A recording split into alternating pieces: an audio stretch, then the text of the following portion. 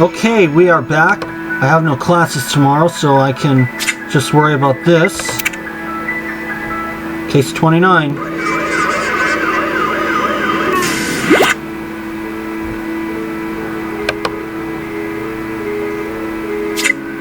A slice of death. And I was right, it is the diplomat. Or the ally, I should say.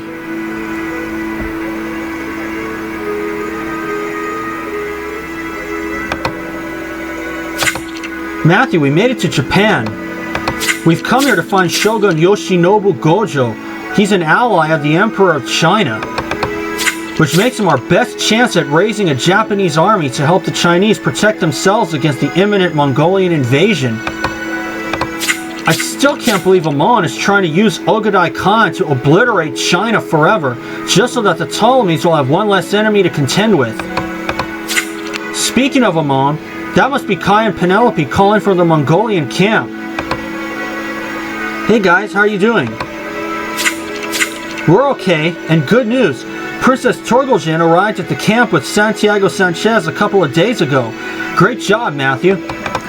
Ogadai was thrilled to have his daughter back, although now he's more determined than ever to punish the Chinese for having kidnapped her. Then it's even more important that we see the Shogun. If we can't stop this war, then we need to make sure that the Chinese can at least hold their own. Matthew, Jack, you need to head to the Shogun's palace and request an audience with him right away.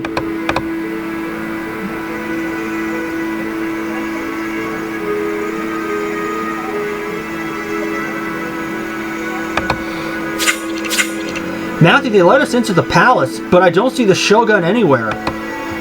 Hello? Mr. Shogun? Do you think we should take a look in his private quarters, Matthew? Let's hope us barging in won't annoy him. I've also been fighting a bit of an on and off cold lately.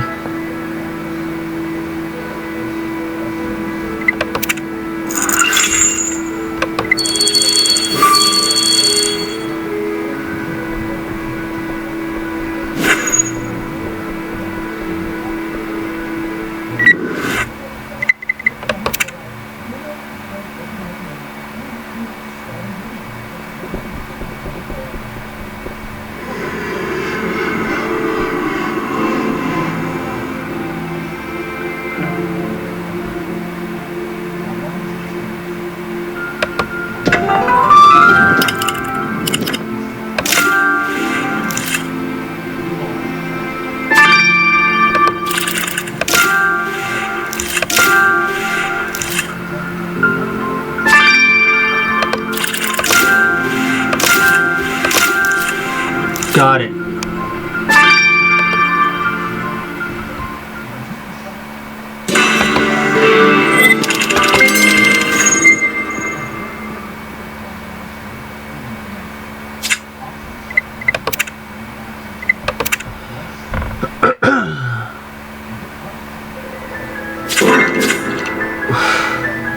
Matthew, we found the Shogun all right, but he's been sliced in two.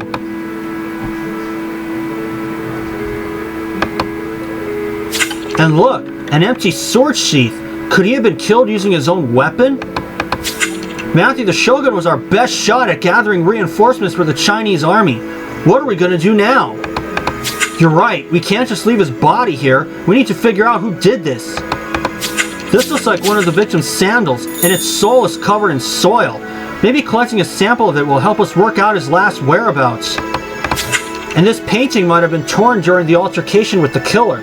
We should tape it back together.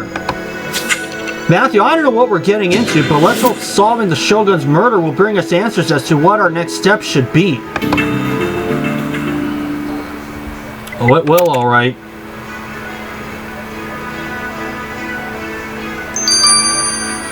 And I need to get stars, so sit tight, everyone, while I start this up. So hold on.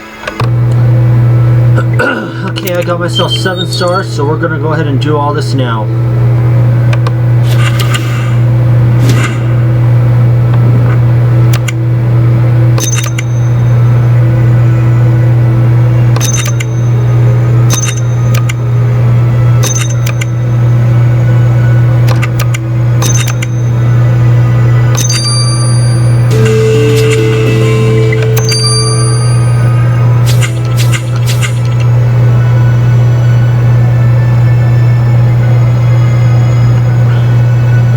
Matthew, this is a painting of a semi-naked embracing couple. The man in it definitely resembles the victim. Which means that woman's gotta be either his mistress or wife. We should have a look around for her. Tokiko Gojo.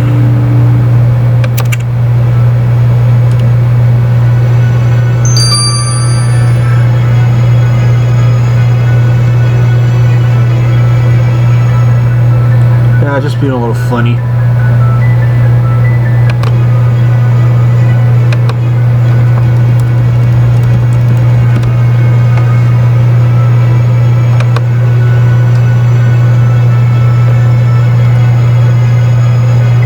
Alright, now let's talk to Tokiko Gojo. You there! What are you doing in my husband's bedroom? Apologies. We are envoys of the Emperor Lizong of China, and we came to seek your husband's help. We're sorry for your loss. There shan't be any helping you until my Yoshinobu's killer has been brought to justice. Please rest assured that we are already investigating his murder. Matthew's a renowned detective in our home country. May we start by asking where your whereabouts last night? I was away from the palace caring for my ailing mother. Oh, what a tragedy to lose a husband so young. I know this is a difficult time, but do you know of any enemies your husband may have had? Oh, I am in no state to speak of Yoshinobu's enemies. You're better off consulting his most trusted samurai, Junpei Oyama. Samurai? They're highly respected soldiers working for the shogun, aren't they? Then we must have a word with Junpei right away, Matthew.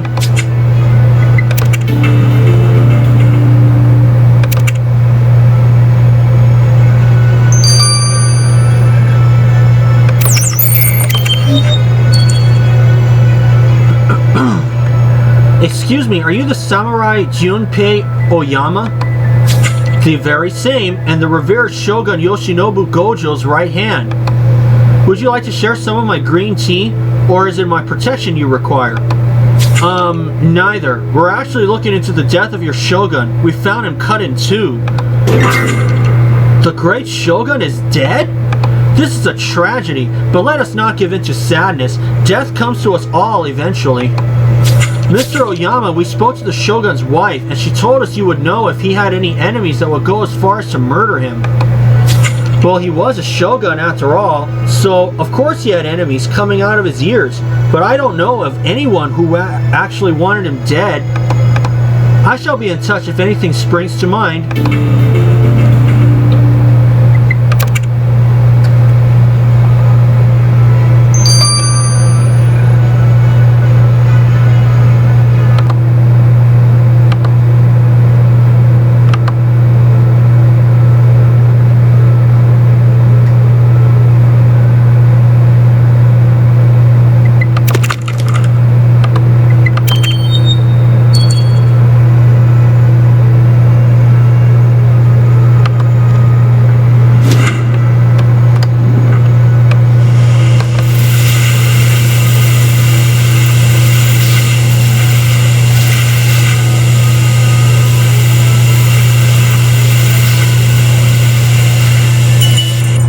Got it. Let's examine the soil from the Shogun's sandal under the microscope. Hopefully it'll give us a new lead to follow.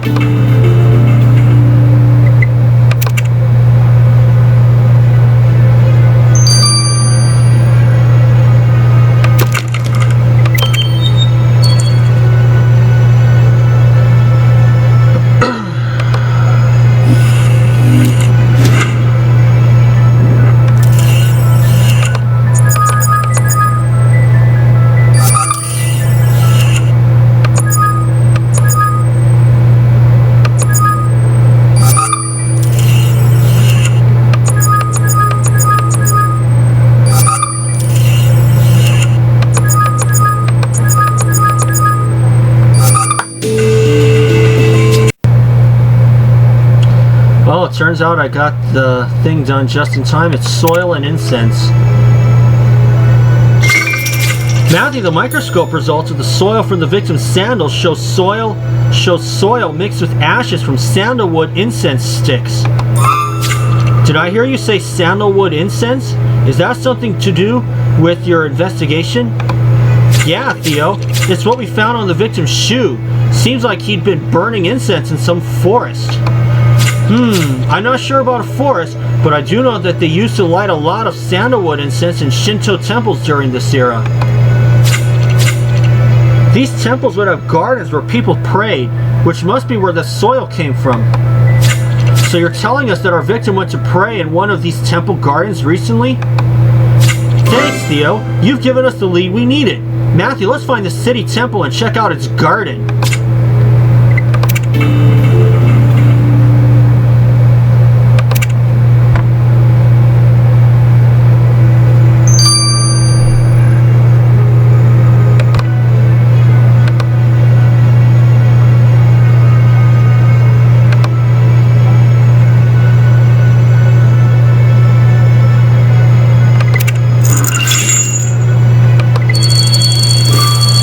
Things open at the same time. That's always cool.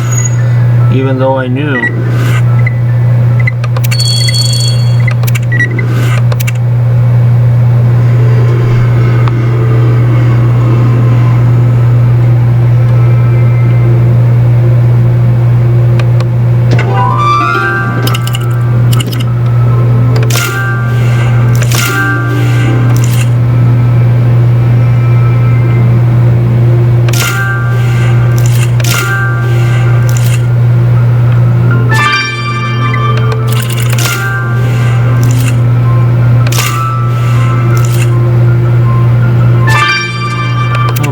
Be lucky.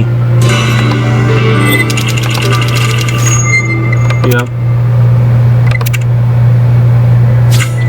Matthew, I can understand why the victim came here to pray. It's so peaceful. And speaking of praying, I know what this is. It's a singing bowl. Monks use it to meditate. There's something written on the side of the bowl, but it's faded. Let's recover it. And since we know the victim came here to pray, we should look for clues in this pile of offerings too, Matthew.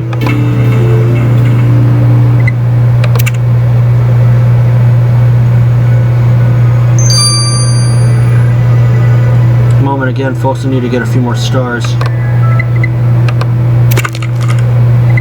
Okay. 4 stars should be enough.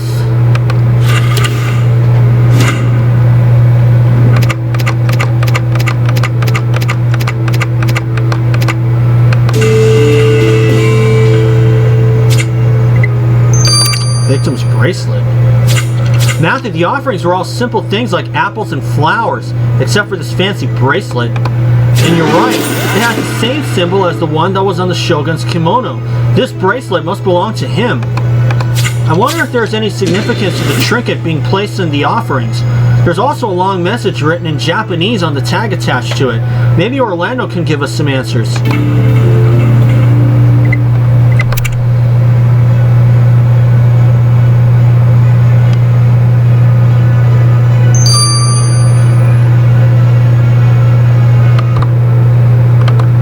Okay, it's 4. So now I got one more thing to take care of, then I can call it a night.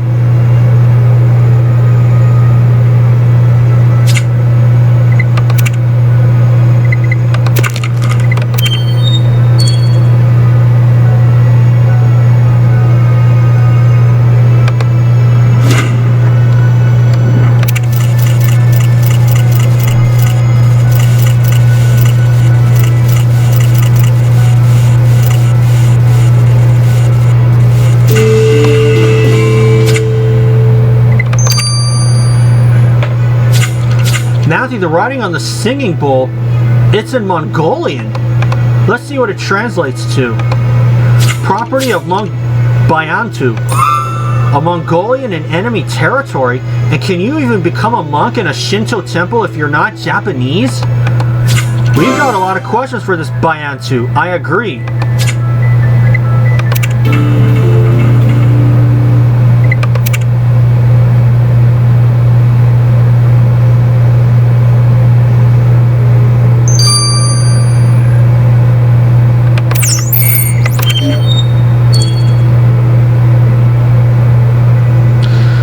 to our temple. Have you come to make an offering? You look like you have traveled from afar.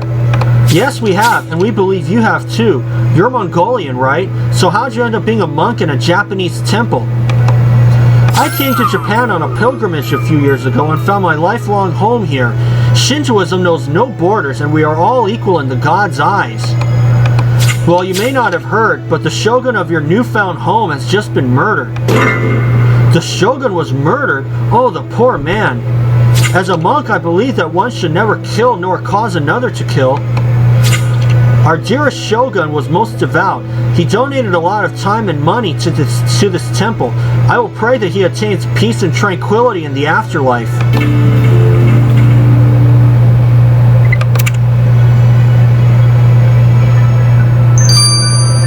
I'll let both of these run their courses. I'll have all stars collected by then.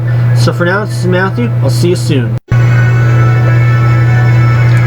And we are back. We'll get the results of the victim's bracelet first.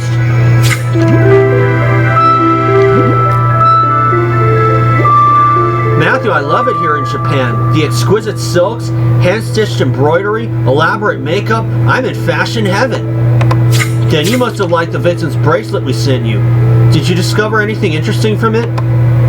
Oh yes. You see, the tag on the bracelet reads, "Dearest White Snake Goddess, please forgive me for killing the shogun, but it was for the greater good." So the killer wrote that tag. That means they're the ones who left the bracelet at the temple. Yes, and they were praying to the White Snake Goddess, one of many divinities of Japanese Shintoism. The White Snake's main attribute is compassion, which is probably why the killer was asking her for forgiveness for murdering your victim. So this means we're on the hunt for a slithery killer who worships the White Snake Goddess, Matthew.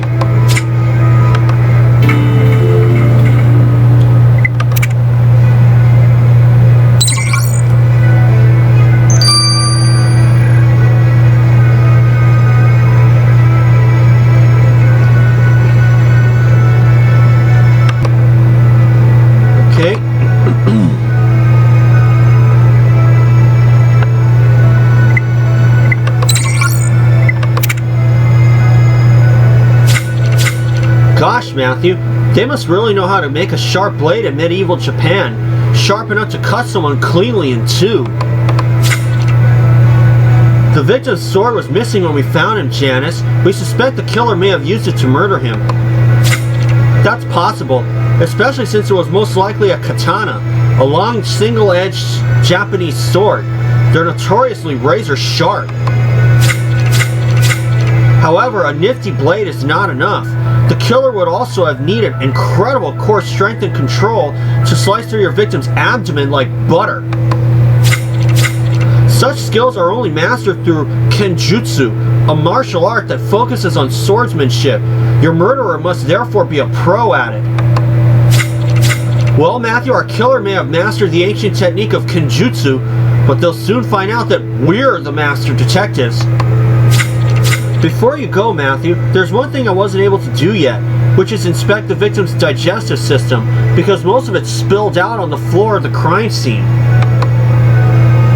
I'll keep you posted if I find anything useful in what remains of his stomach.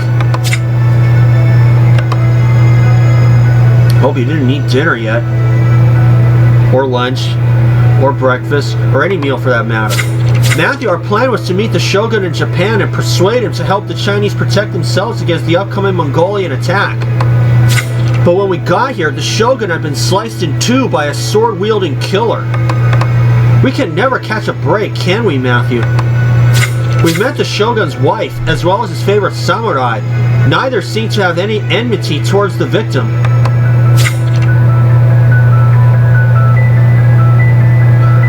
There's also a monk from Mongolia at the temple the shogun used to worship at. He seems to be all about peace, but he still comes from the country of the shogun's enemies. There's more work to be done if we're to find the killer, I agree. Matthew, there you are. Janice, did you manage to finish autopsying the victim's stomach? Yes, I did. And you're going to love what I'm about to tell you.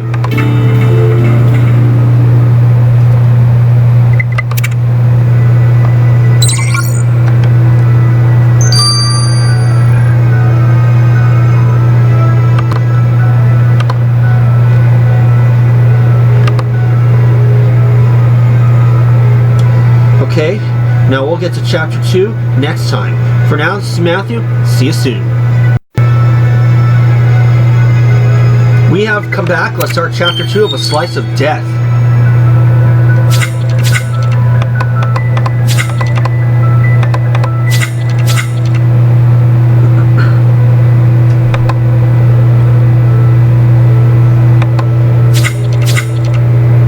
I forgot how squeamish you are, Jack.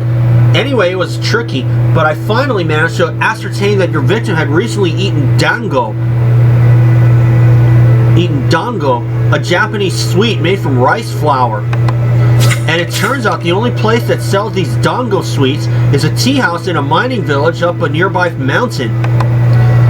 The extent of the sweet's digestion shows that the victim had eaten them a mere 8 hours ago.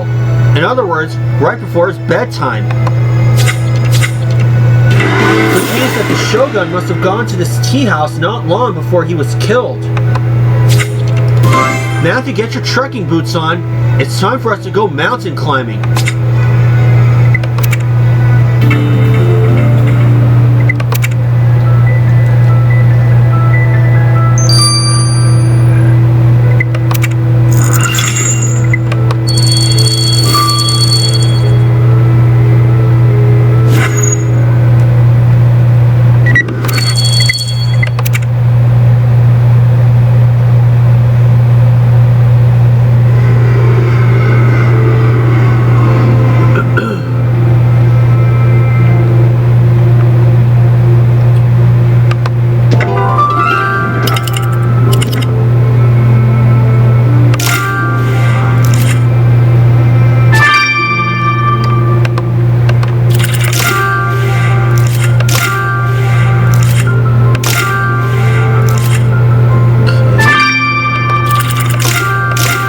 Got it. I'm gonna get the first star.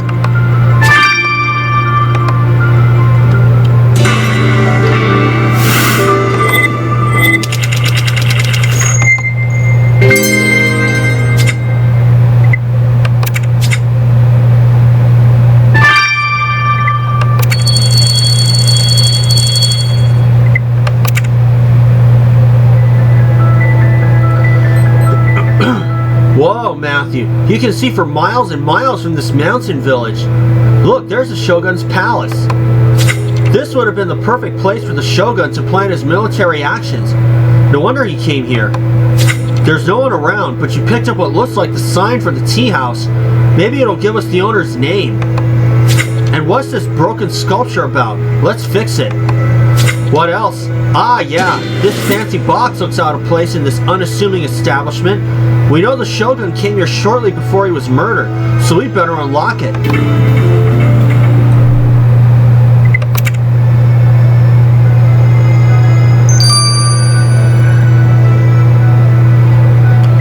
I think I'll get a few stars, folks, so sit tight. Okay.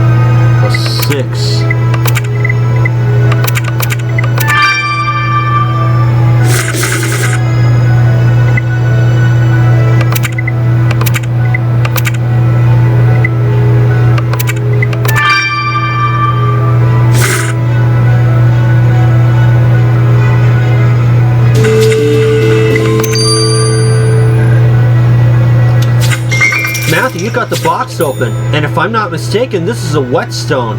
It's what's used to sharpen blades. We know our murder weapon must have been sharp as hell, but that doesn't mean the killer took care of it themselves, which means this whetstone could give us a new suspect. There's a logo on the stone. Let's see if it gives us any hints on our tablet, Matthew.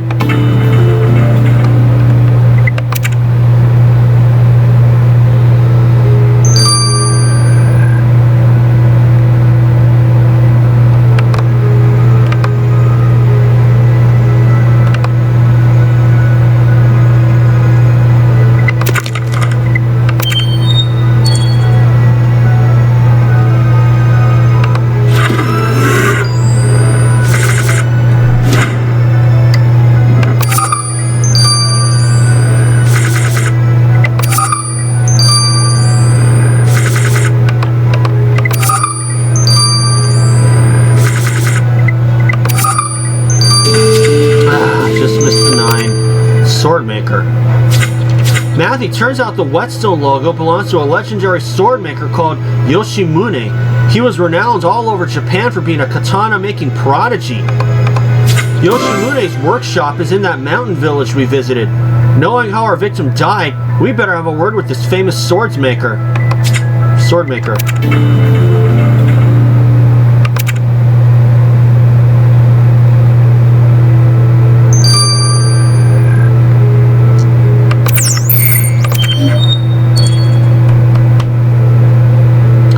Greetings, you have come to the best sword maker in the land. My blade sliced through human flesh like a tuna diving through water, as long as you're as great a Kenjutsu warrior as I. In that case, perhaps one of your swords was used to murder the Shogun, because we found him with his torso neatly cut in half. Holy white snake! The Shogun has been murdered? His katana was my greatest work to date. So the Shogun bought his sword from you? One does not merely buy a katana as you would a bag of rice. The Shogun's weapon was a labor of love, sweat, and tears. We sat together many a long night discussing every aspect of the sword before I even began to forge the steel. Shogun Gojo understood better than anyone my talent and worth. I shall miss him singing my praises.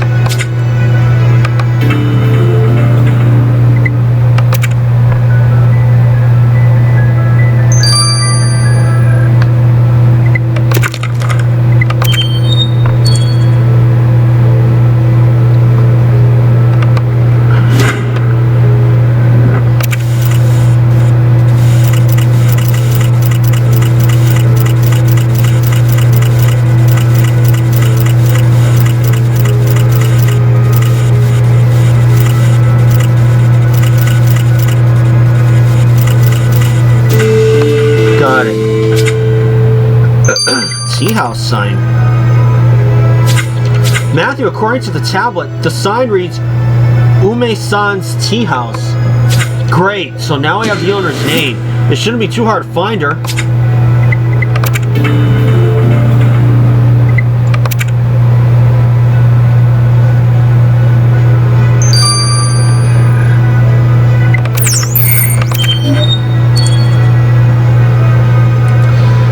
Customers, I was just about to open up my mountaintop tea house.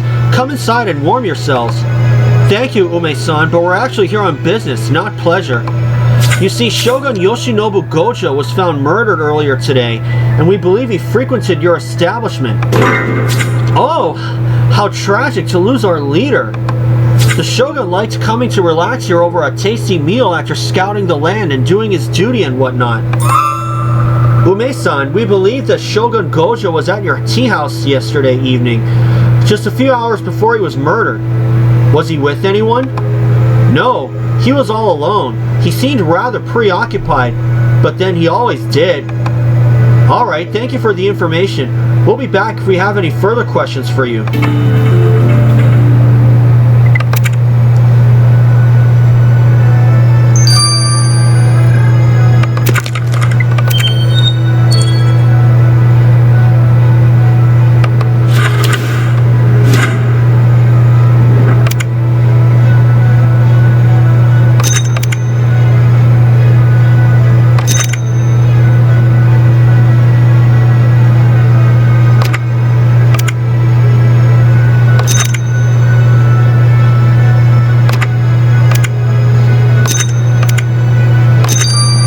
Okay.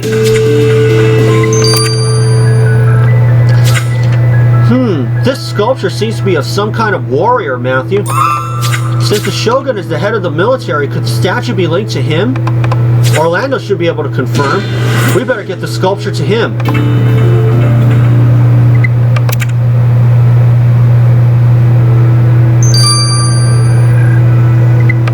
So 12 hours. I'll see you guys when this is done. So for now, this is Matthew. I'll catch you later. Okay, we're back now. It's pretty hot outside. That's why I don't have a shirt on. Let's get the results of the sculpture. Hey Orlando, any idea what that sculpture we sent you was about? Well, it took some digging, but I was finally able to ascertain that it's an expensive replica of the statue that was erected to commemorate the Great Battle of Koromo River. This battle took place quite recently. It was violent and bloody, but the shogun won in the end. Ah, we suspected that the statue was connected to our victim. Indeed it is. But more interesting is the inscription I found on the underside of the sculpture, which revealed that it was a gift from the shogun to Junpei Oyama, his right-hand man. The statue was a gift to the samurai we met, but then how did such a valuable object end up broken? Matthew, we should ask the old soldier. I agree.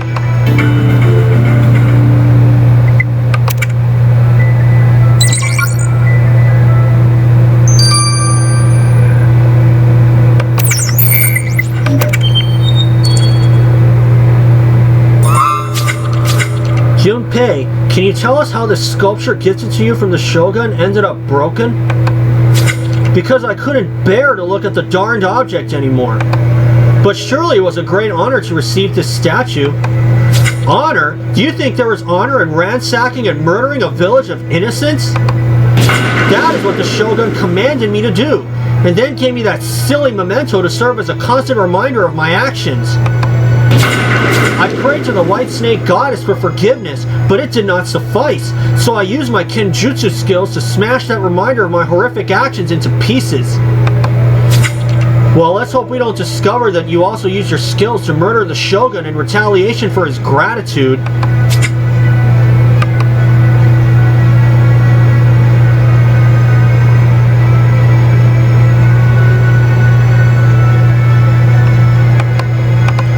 Matthew, I sure am glad I'm not a samurai, being forced to fight all the time. Anyway, enough contemplating. We should take another look for clues around the victim's bedroom.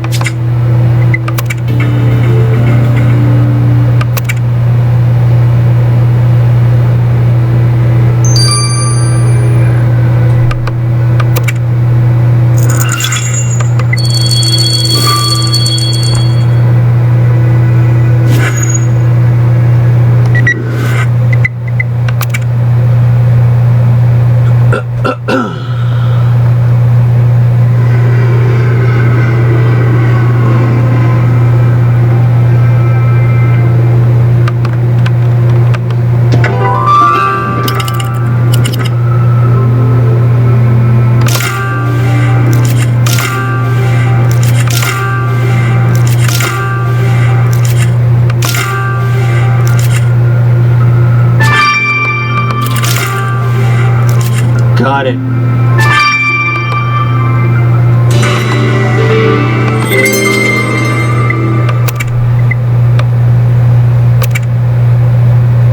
And the first star. Hold on, everybody. It turns out it was a false alarm. Here we go. Matthew, this silky sash thing is covered in blood. Oh, you think it's the victim's belt from the kimono he was wearing when we found him cut in half? The killer must have pulled the belt off him during the murder. We should get a sample of that green stain on it. And if you want to dig through that pile of pillows, be my guest.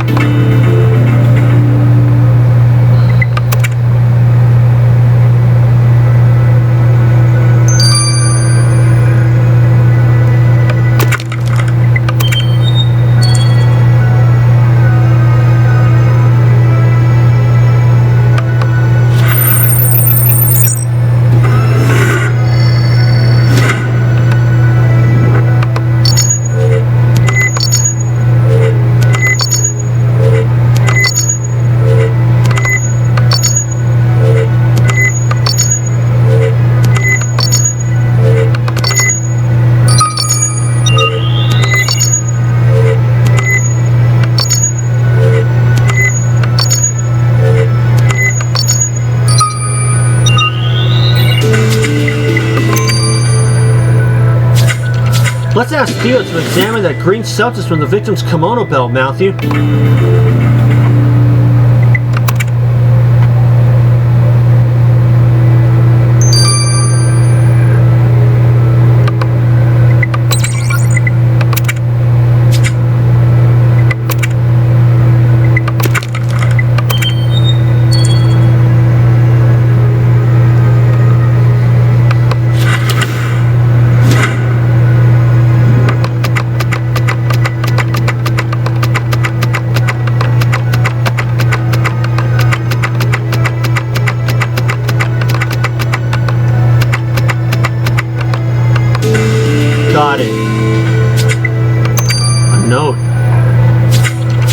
a note hiding in the pillows, Matthew.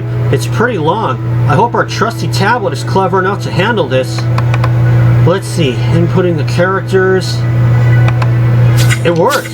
The note apparently means, husband, fix your own damn problems. The Shogun's wife must have written this note to him, but why? What are these problems she's talking about? Tokiko Gojo had better have some answers. I agree.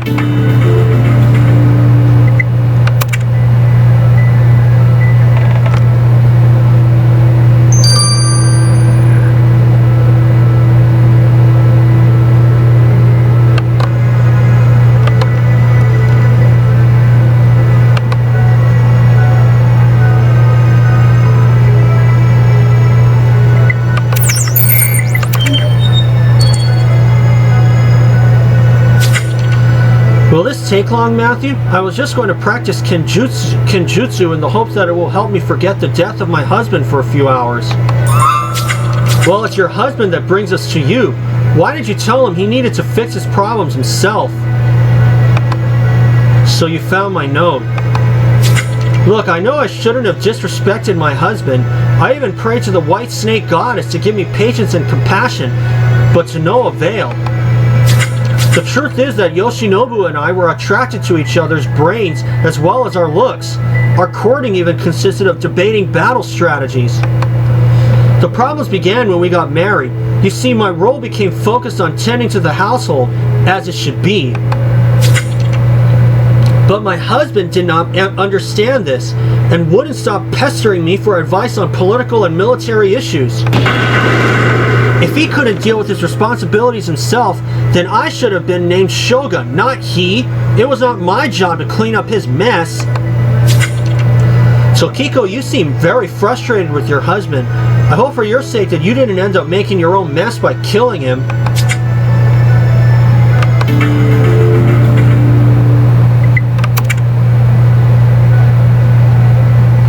Well, something's telling me no, but if she's the killer, I wouldn't be surprised. I'll let the green substance run its course in the meantime. I'll see you guys when that's finished. And we've returned. Let's get the results of the green substance. Matthew, that sample you sent me from the victim's belt got me missing my grandma Yang. She makes the best green tea. Are you saying that the substance on the belt was green tea, Theo? Exactly. Of course my grandmother used a Korean brand, and this one's Japanese, but the basic components and nostalgic smell are the same. Well, knowing that our victim was sliced in half, the only way the belt didn't get also cut in two was if the killer pulled it off before wielding their sword. Which means it must be the killer who left traces of green tea on it, Matthew. Well, our murderer will no doubt be craving something stronger than green tea to calm their nerves when we catch them. And you're right, Matthew. That samurai was drinking green tea when we first met him. I'll add this to his profile.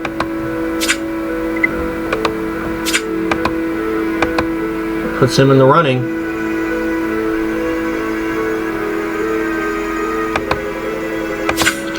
Well, Matthew, we've now discovered that our victim not only relied too much on his wife to perform his shogunly duties, but he also forced a samurai to murder innocents in the name of power. Could this have given either of them enough of a motive to murder him? Then there's the swordsmaker, who fabricated the shogun's katana and potential murder weapon. There's clearly still work. Matthew, what was that noise? It sounded like an explosion from the top of the mountain.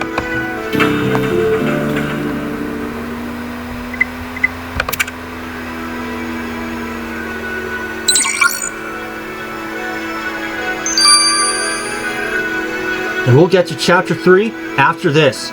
Don't go anywhere. Okay, we are back. Let's start chapter 3 of A Slice of Death.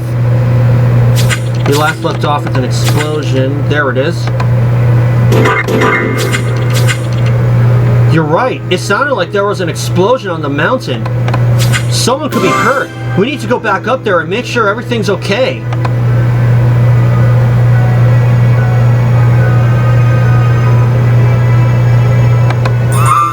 Hello? Is everybody okay? Matthew, what's all this shouting about? We heard an explosion from the bottom of the mountain.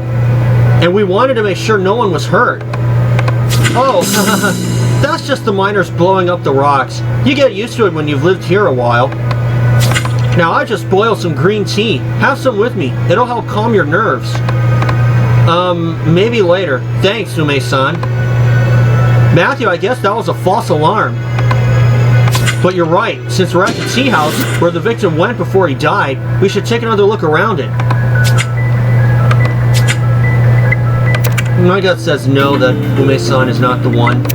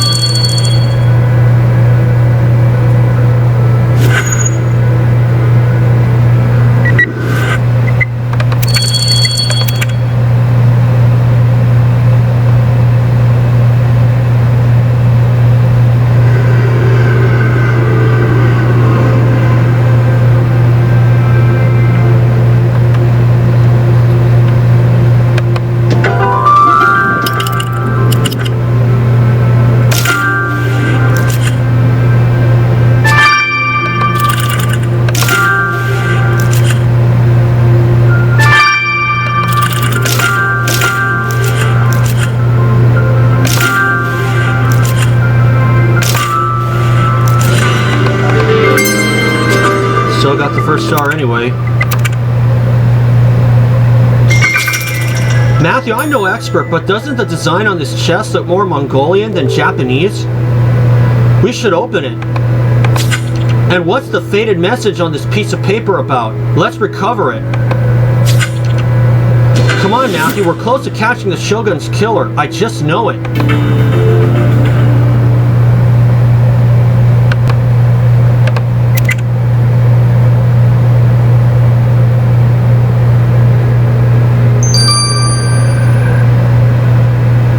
Let's take care of everything. But first, I'm going to do one thing. Sorry guys, had to finish out what I was cooking. Thankfully I was almost done.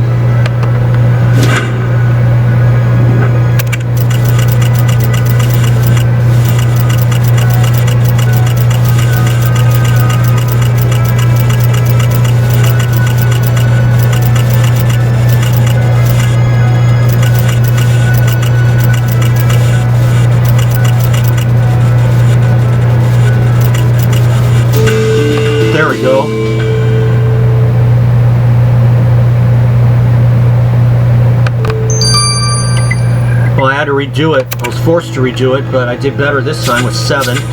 Matthew, there's a sketch of a katana on this paper. And a message saying, Shogun, you owe me for this. You're right. The sword maker we met wouldn't stop boasting about making the Shogun's sword. He must have written this note. It seems that either the Shogun never paid for his katana, or he didn't pay enough. We should ask the sword maker about it.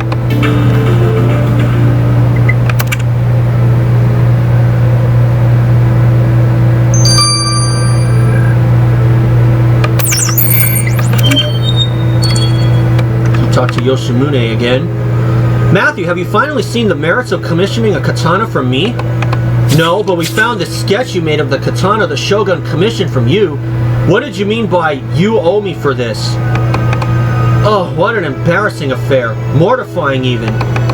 The fact is, the man hired me to make him a sword the likes of which the Japanese Empire has never seen. I was honored and pleased about the price such a weapon would fetch.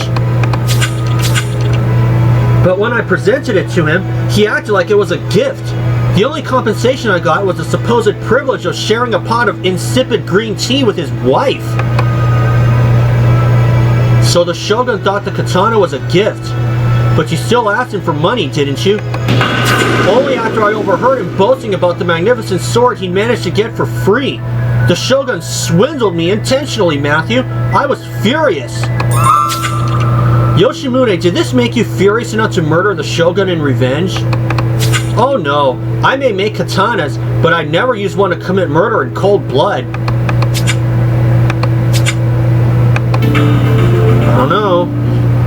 You're in the running and so is his wife.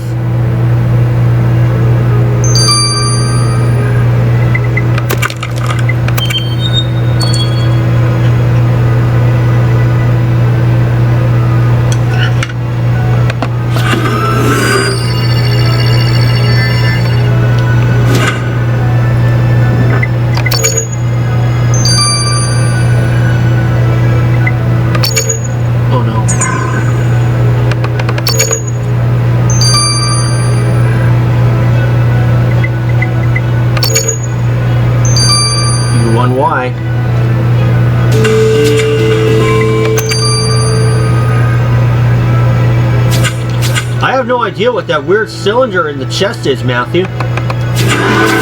But at least we were right in thinking the box looked Mongolian, because there's definitely Mongolian writing on it. Let's see if Orlando can help unlock the mystery of this strange cylinder.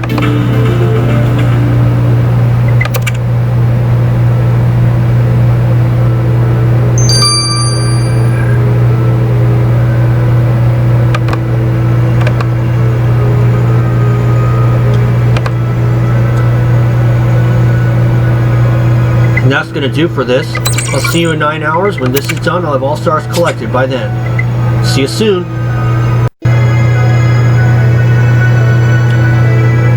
Alright folks, we're going to get back into this, but first of all, I'm actually going to show you guys something real quick. This is my fan fiction account, and this is my most recent story, Affairs of the Heart, which I actually got back into. That's for Totally Spies, this show that put me through high school, so if you guys get a chance, hope you check it out. Haven't gotten any reviews yet, but if I don't get any reviews along with my partner that I'm working on with, whatever. Just hope I get to post this pretty soon. I know I'm far behind, I gotta catch up. But anyway, let's get back to this. Hey Orlando, any idea what that weird cylindrical object we sent you was? It's a prayer wheel, Matthew. Monks use it to chant and meditate. Usually it's engraved in spiritual mantras, but not in the case of the one you sent me. Instead, it says in Mongolian, your next target, the Shogun, find him, or finish him. Wait, what? So this prayer wheel is actually an instruction to kill the Shogun? Yes, indeed. And since it's written in Mongolian, it must have been meant for that Mongolian monk you met. You're right. Matthew Baiantu seemed all about non-violence, but could he be an assassin? Let's confront him about this instruction to kill the Shogun.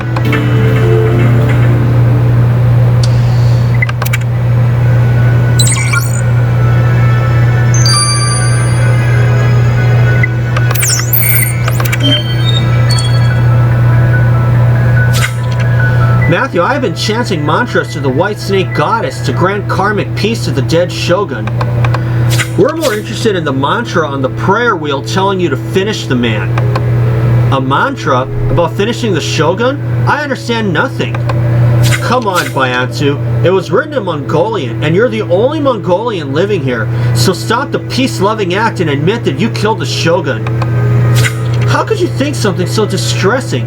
The only aggressive act I can be accused of is practicing Kenjutsu, and I only do that because it helps me stretch better in yoga. What's more, I'm certainly not the only Mongolian living here, don't you know?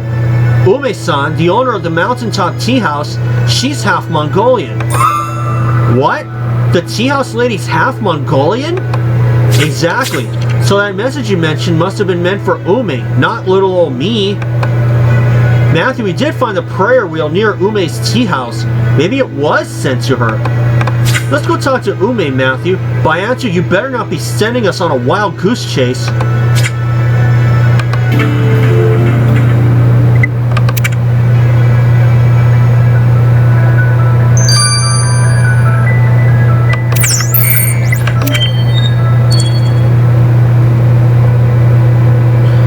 Back so soon, Matthew? Did you get frightened by the miners blowing up rocks again?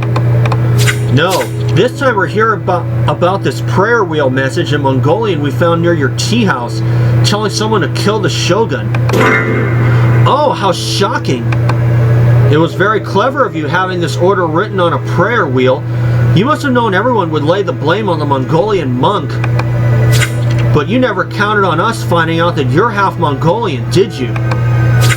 Alright, if you really must know, I was indeed the one ordered to kill the Shogun. This tea house business was just a front so I could keep an eye on Yoshinobu. The great Khan always knew Japan might become a problem. And indeed he sent word for me to kill the Shogun a few days ago. Ha! Matthew, it's the first time a killer confesses so soon. Let's arrest him. Wait, I never said I actually murdered the man. Ogadai wanted the assassination to be a stealth mission. not an open act of war, so a sword was out of the question. I went for poison instead. But how was I to know that Japanese death cap mushrooms are not as potent as the Mongolian variety? All my murder attempt did was give the Shogun a stomachache. Well, Ume, you better hope we don't find proof that you gave the Shogun something more serious than a stomachache.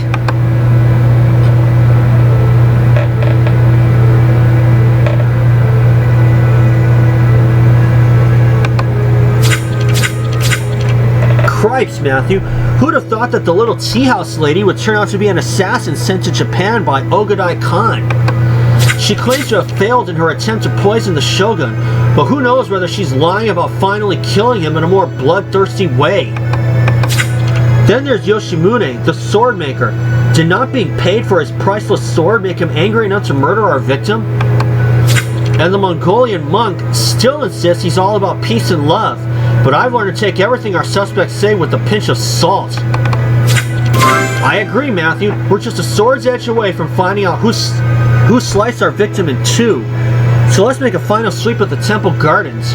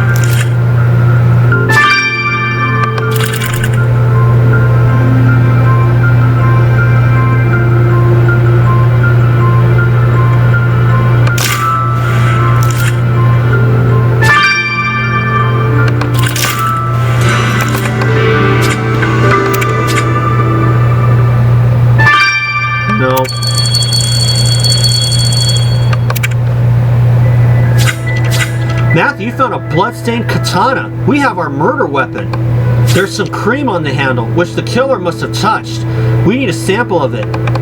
And we better reassemble these broken bits of porcelain right away, too. Come on, Matthew, our time's running out to catch our body-slashing killer.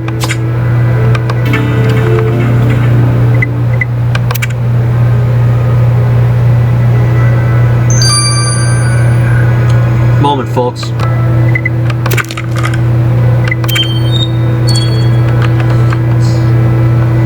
Okay.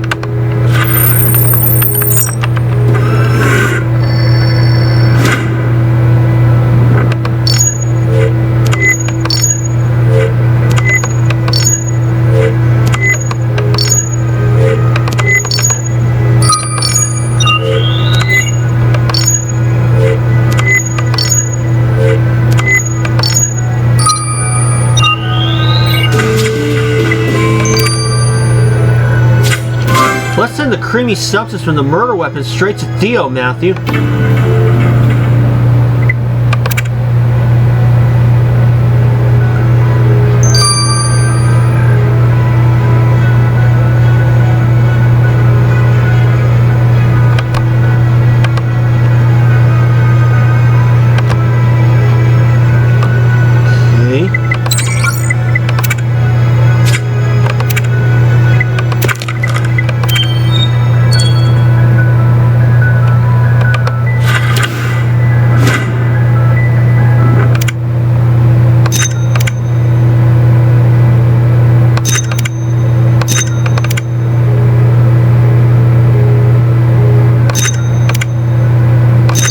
Got it.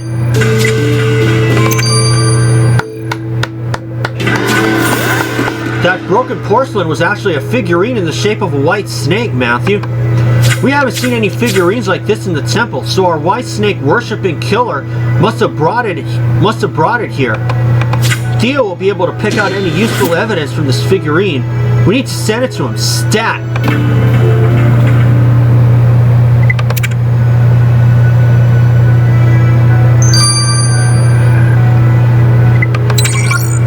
course, I'll see you guys. I'll get the results tomorrow. For now, this is Matthew. See you soon. Okay, let's get the results of the white cream and let's put a killer behind bars. Matthew, I never ceased to be amazed by how advanced medieval Asia was when it came to alternative medicine. That's great, Theo, but we're more interested in the creamy substance our killer left on the murder weapon. But that's just it. The cream your killer left behind is an example of Kampo, a Japanese traditional medicine. The desired effect of the cream is to protect moles from strong sunlight. Which means you're looking for a murderer with a mole, Matthew. Well, there won't be much sun exposure to damage the killer's mole when we lock them up, Matthew.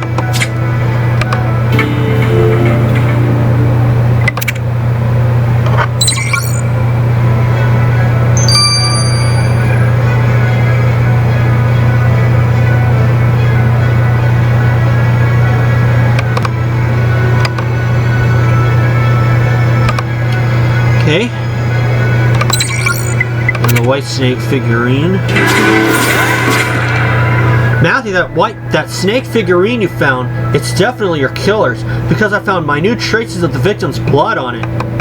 So Matthew's hunch was right. Did the figurine reveal anything else about the Shogun's killer? Yes, there were also fine strands of straw stuck to the snake's statue. This straw had been treated with a resin to make it rigid and waterproof. In other words, it had fallen off a straw hat, which means your killer is wearing one. So it isn't the wife then. The killer won't be able to hide behind their straw hat when we find them, Matthew. We've got all the evidence we need to catch the Shogun's killer, Matthew. Let's go grab them before they take a stab at anyone else.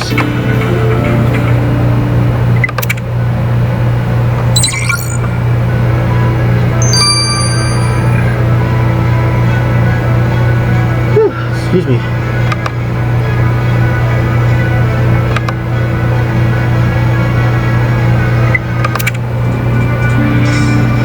Okay, now I know it is definitely not the wife.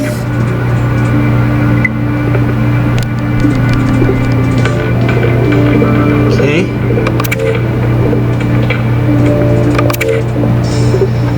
No. It wasn't Rume.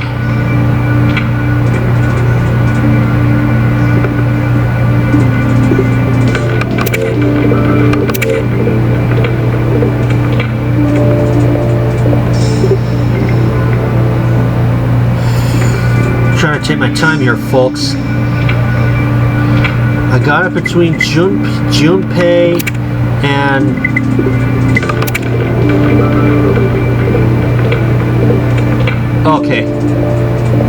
and Yoshimune. Those are definitely not moles. That's probably just sun exposure. Yeah.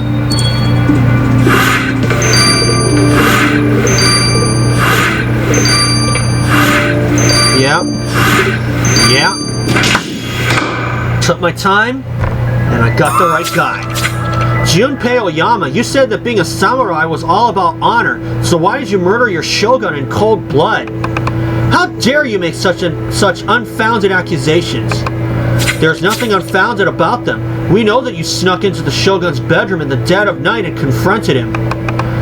You had a scuffle, during which you yanked off his kimono belt. Then you grabbed his sword from its sheath and used your kinjutsu skills to slice him cleanly in half. And finally, in a fit of remorse, you ran to the temple and left an offering to the White Snake Goddess to beg forgiveness for your heinous actions.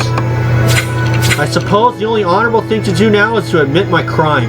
Yes, I killed the shogun. But once you hear my reasons, Matthew, I am certain you will agree that my actions were justified. That's unlikely, but we're all ears, Mr. Oyama.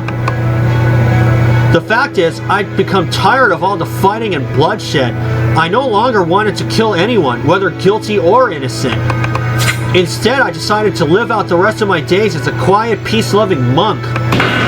But to do this, I had to ask the shogun's permission to leave his employ, and he outright denied my wishes. I begged and I pleaded with him, but to no avail. He said I was the best killing machine he'd ever seen, and that he had plenty more battles for me to fight in. So So finally I realized I had no choice. I had to murder the Shogun in order to save the hundreds of others I would have killed under his command. Junpei, I'm afraid that killing one person to potentially save the lives of others still constitutes murder. You will therefore be delivered to the Shogun's wife so that justice can be served.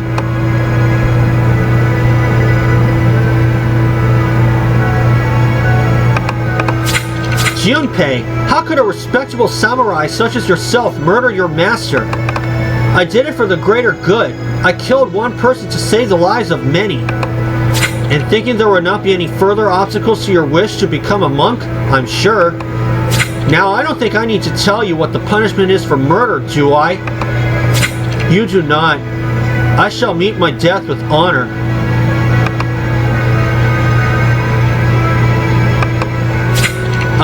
Matthew, did the samurai imply he was going to kill himself? Quite possibly. Seppuku was a form of suicide practiced by samurai who had committed an offense. It was their way of dying with honor. I really hope that's not the fate of that poor man, but we can't do any more for him and it's time to return to our original objective. Getting Japan to help the Chinese against an imminent Mongol invasion.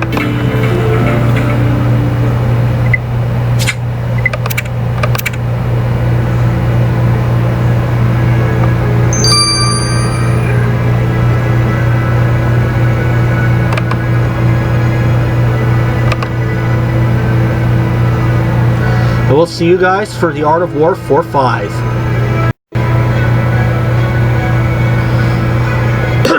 Okay, we have returned, and let's start the Art of War 4-5. Matthew successfully solved the Shogun's murder, but the fact remains that he was our one hope at gathering support for the Chinese against the upcoming Mongolian attack. So who do we turn to now? We need to find out who's taking over from the Shogun and see if we can't get them on China's side. You're right, Matthew. The Shogun's wife will know who's replacing him. She should be your next port of call. And Matthew, I need your help. It's Theo. I don't know what came over him. We were cuddling when all of a sudden he pushed me away and ran off. Zara, breathe. Did you see where he ran off to? Theo went in the direction of the temple. I don't know what I did. We weren't even talking about anything serious. I just don't know what to do. Okay, Zara, you stay here and we'll go look for Theo at the temple. And Matthew, don't forget, you'll also need to talk to the Shogun's wife with Jack.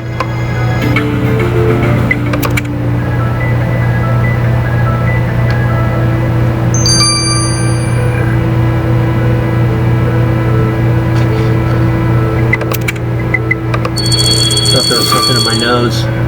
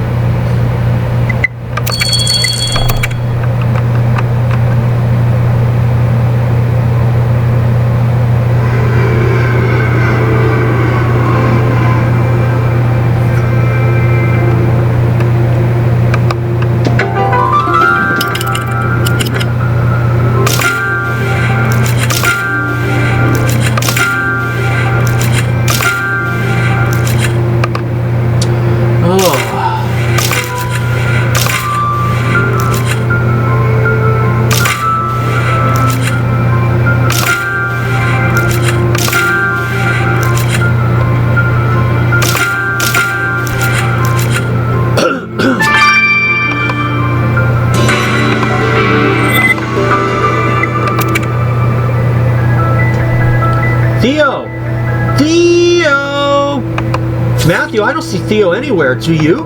What's that? You found this broken frame with an actual photograph in it? Then it's definitely not from this era.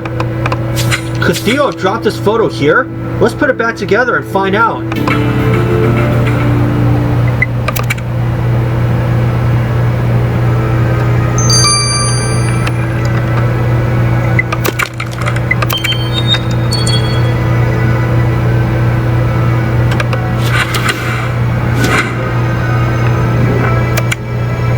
Hi.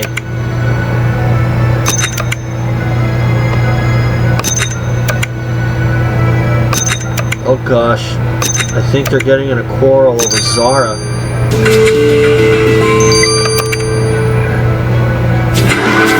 That's a photo of Theo with Kai and Zara, Matthew. Your instincts were right. I must admit, I'm still a bit puzzled about their relationship. I wonder how they... Anyway, Theo must have dropped the photo here, which means he's got to be around here somewhere. Matthew, what are you doing here? Theo, we could ask you the same question. Why on earth did you run off? It's... Oh God, I can't breathe. It's just horrible. It's okay, Theo. Take your time. Let's go back to the time machine and talk.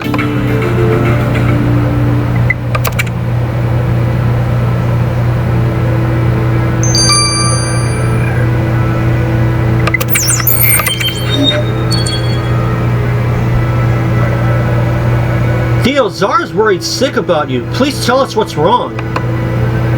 Zara. I hadn't even thought of what she might think. But I couldn't let her see. See what, Theo? This. Look, I'm disappearing. What on earth? Your hand. I can see right through it.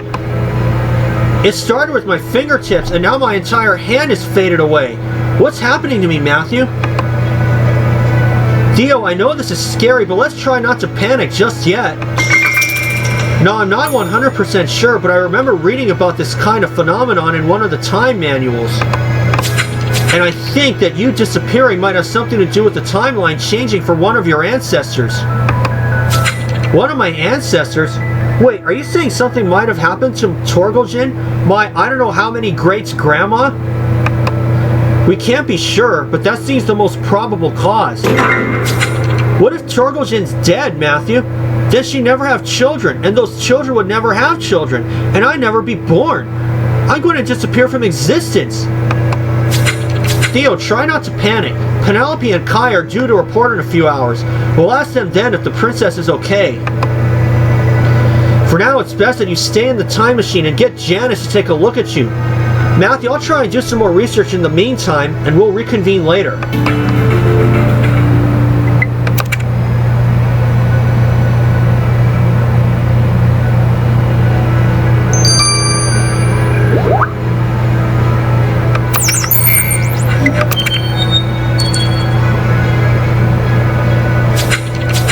Tokiko, we came to Japan to speak to the Shogun on behalf of the Emperor of China. But now that he has tragically passed away, we have no idea who to turn to. You can turn to me, as I shall be taking my husband's place as Shogun. It is high time a woman took up this position.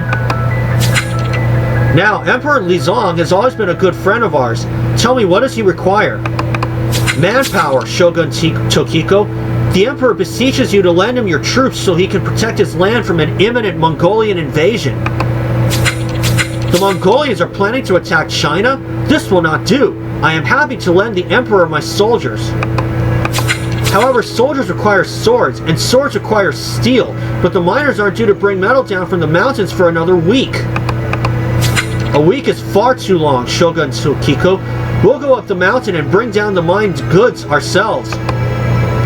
I admire your efficiency. Here, take these coins to pay for the metal.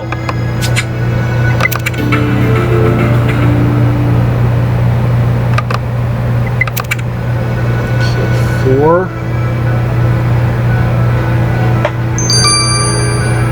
So, Tokiko is helping us out. We didn't have to look very far now, did we?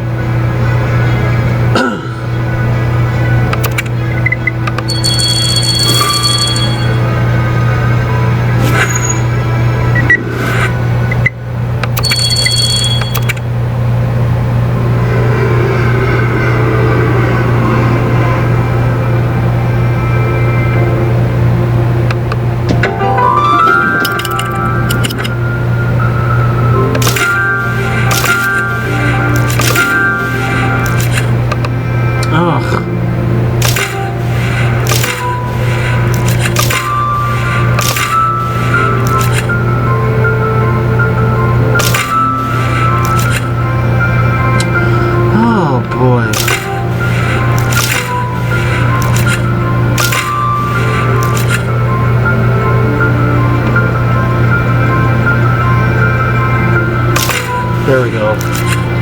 Not one of my best ones.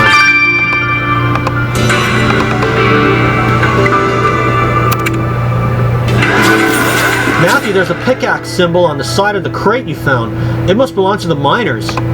Hopefully the crate contains the metal we need to make swords. Let's unlock it.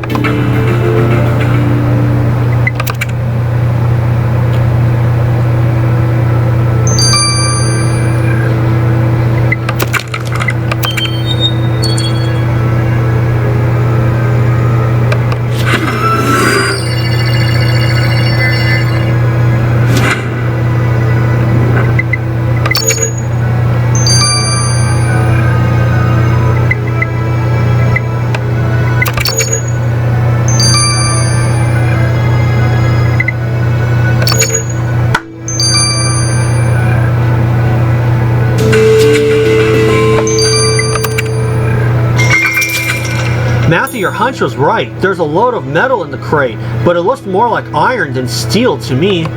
Oh right, steel is an alloy made from iron. I knew that. So how the heck do we turn this stuff into steel for the soldiers' swords? Wait, I remember Janice talking about blacksmithing. Maybe she'll know what to do. Let's get the iron to her.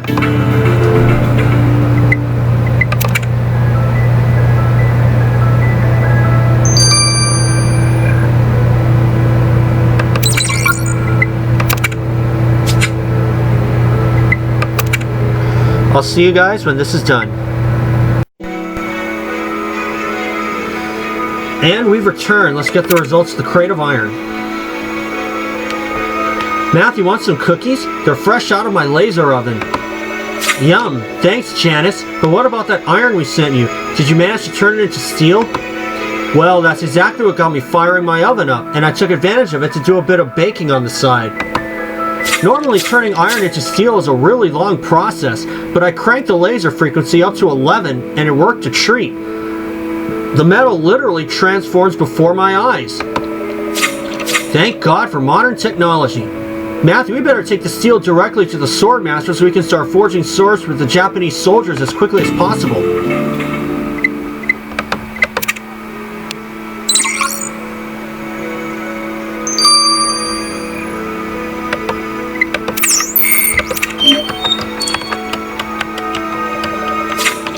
Yoshimune, we're back, and we need katanas for Shogun Tokiko. Lots of them.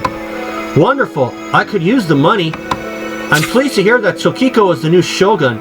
She always seemed more capable than her husband. I'll get started on the swords right away. But wait, where's my lucky hammer?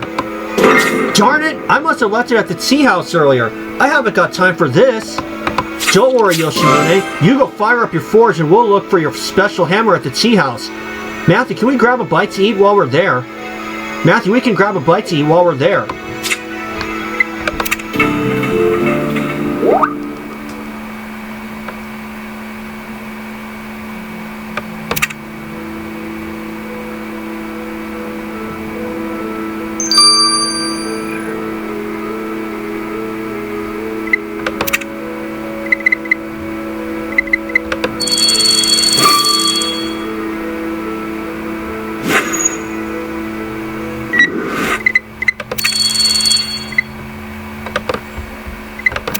Okay.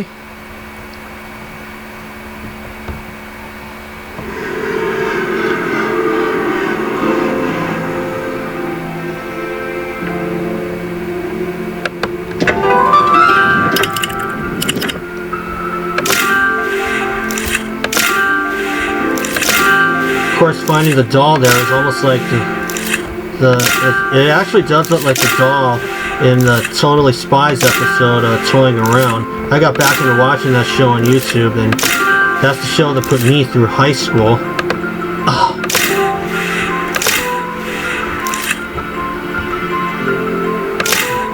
There's the hammer.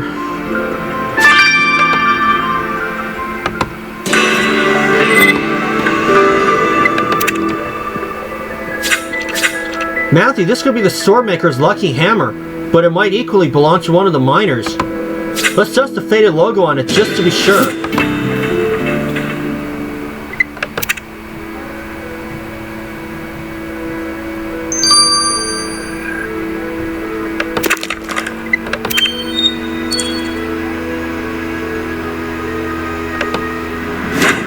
Okay.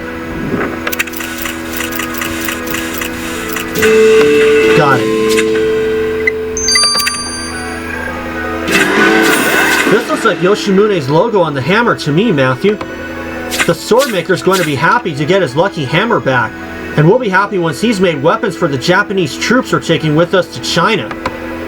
Matthew, I'll go deliver the hammer to Yoshimune and meet you back on the time machine.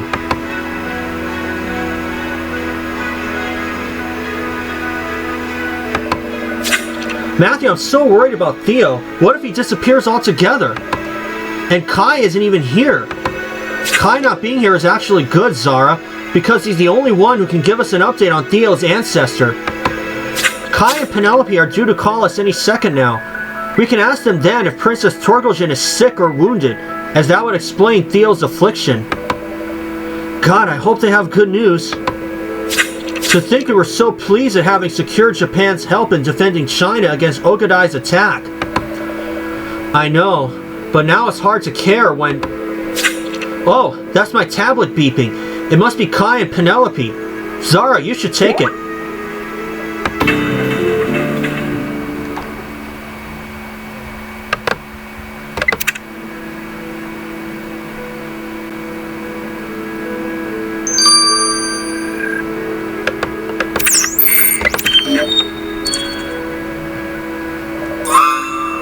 Kai, Penelope, can you hear me? Zara, how are you doing, my love? I'm fine, but I have one very important question. Is the princess okay? Torgoljin? Yeah, she seems great. Why? So she's not sick or anything. When did you last see her? Like 5 minutes ago. Torgoljin was talking to Santiago Sanchez about his travels. She looked super happy, but why all the questions? Well, the thing is, Theo is fading. What? What do you mean Theo is fading? Zara, sit down. I'll take over. I'm afraid Theo's hand is gone. It looks like he's vanishing from existence. We thought it might be because Torgoljin had been wounded, since she's his ancestor. If she died before she had kids, it would effectively mean Theo was never born. But you're telling us she's fine, so I no longer know what to think. I can't bear being so far away from Theo and Zara at a time like this. I'm coming back to be with the team. No, Kai, we need you guys to keep an eye on Amon and make sure Ogadai doesn't launch his attack on the Great Wall of China before our Japanese troops get there. And there's still hope that having brought his daughter safely back will make Ogadai listen to us when we explain that Amon's playing him for his own gain. But what about Theo? What if he disappears completely? Well, you'll see him soon enough, Kai, because we're coming to you. Matthew, get your armor on. It's time to head to the Great Wall of China.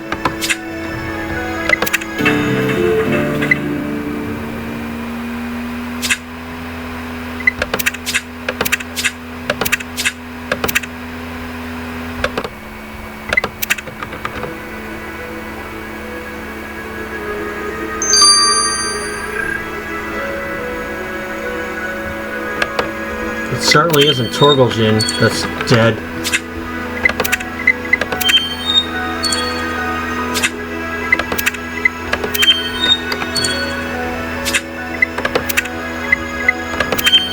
I wonder if that's the explorer. What's his name? I forget already. October 3rd. That's another Thursday.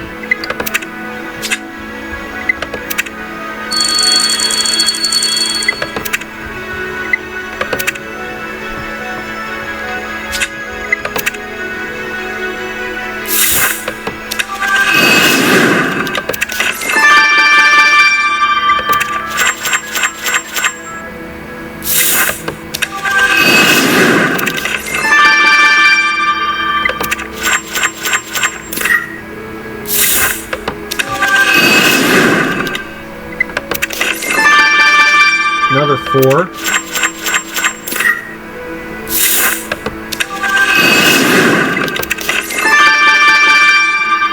And another fresh 5.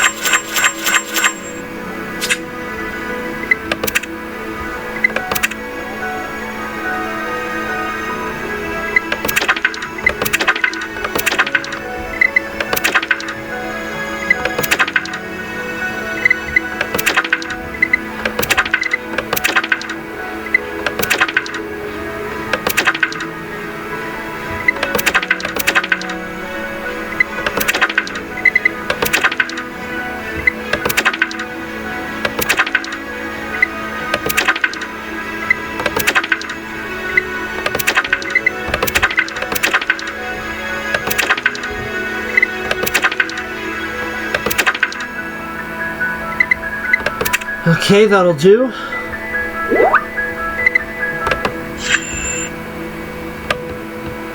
And I'll see you guys on October 3rd for case 30. I'll see y'all soon.